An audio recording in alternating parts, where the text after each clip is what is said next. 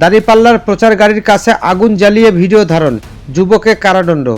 চট্টগ্রামের সন্দ্বীপে নির্বাচন প্রচারের ব্যবহৃত একটি অটোরিকশার সামনে আগুন জ্বালিয়ে ভিডিও ধারণের দায়ে এক যুবককে 5 দিনের কারাদণ্ড দিয়েছেন ভ্রাম্যমাণ আদালত। ওই যুবক অটোরিকশাটির চালক।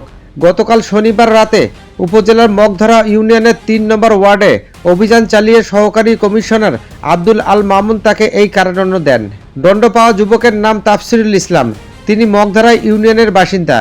একই ঘটনায় আরেক কিশোরকে আটক করা হলেও বয়স বিবেচনায় তাকে সতর্ক করে ছেড়ে দেওয়া হয়। পুলিশ ও স্থানীয় বাসিন্দাদের সঙ্গে কথা বলে জানা গেছে, দাঁড়িপাল্লা প্রতীকের প্রচারে নিয়োজিত অটোরিকশাটি শনিবার সন্ধ্যায় মগধরার একটি গ্রামীণ রাস্তায় দাঁড়িয়েছিলেন।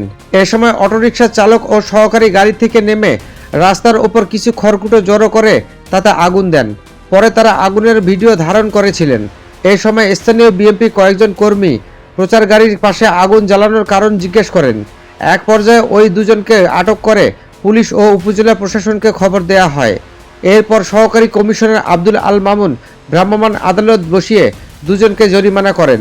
কারাদণ্ডের বিষয়টি উপজেলা নির্বাহী কর্মকর্তা মংচিংনু মার্মা করেছিলেন। তিনি বলেন, অটোরিকশা চালক ও তার সহকারী তাদের প্রচার গাড়ির কাছে আগুন জ্বালানোর বিষয়টি অস্বীকার করেন। এরপর একজনকে 5 দিনের কারাদণ্ড দেওয়া হয়। জানতে চাইলে সন্দ্বীপে দাঁড়িপাল্লার প্রতীকের প্রধান এজেন্ট মোহাম্মদ ওয়াহিদুল ইসলাম বলেন, রাস্তায় খড়কুটো জড়ো করে আগুন জ্বালানো একটি অপরাধ। প্রশাসনের সঙ্গে কথা বলে জেনেছি, গাড়ির চালক টিকটকের জন্য রাস্তায় দাঁড়িয়ে আগুন পোহানোর ভিডিও বানাচ্ছিলেন। তিনি বলেন, দাঁড়িপাল্লা প্রচার কাজের জন্য গাড়িটি ভাড়া নেওয়া হয়েছিল। এর চালক ও সহকারী জামাতের ইসলামের কেউ নন।